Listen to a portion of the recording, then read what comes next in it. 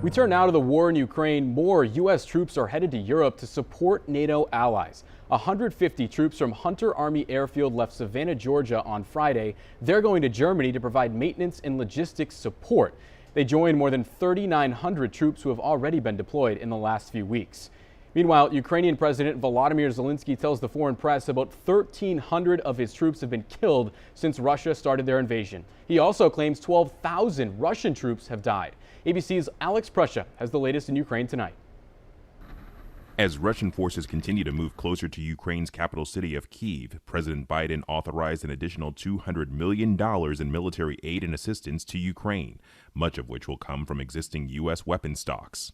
New satellite images show the Russian convoy that once stretched 40 miles northwest of the capital has dispersed and repositioned and is now as close as 9 miles from the city. We do assess that the Russians are beginning to make more momentum on the ground towards Kyiv. The mayor of Mariupol says his city is being shelled every 30 minutes, calling it an Armageddon. The situation is awful. Russian army continues to do airstrikes, air bombing, artillery shelling.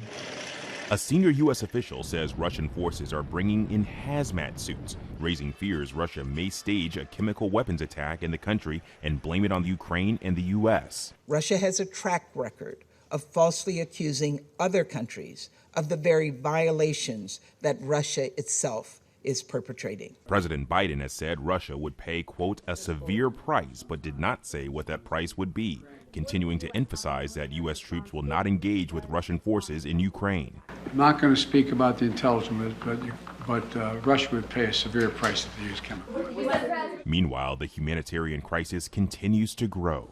More than 2.5 million people have fled Ukraine since the Russian invasion began. There was so many explosions, and there was bombing every time. So we had no choice to leave the Kharkiv and to travel. 1 million of those refugees are children. Aid workers fear they are at risk from hunger and hypothermia as temperatures drop.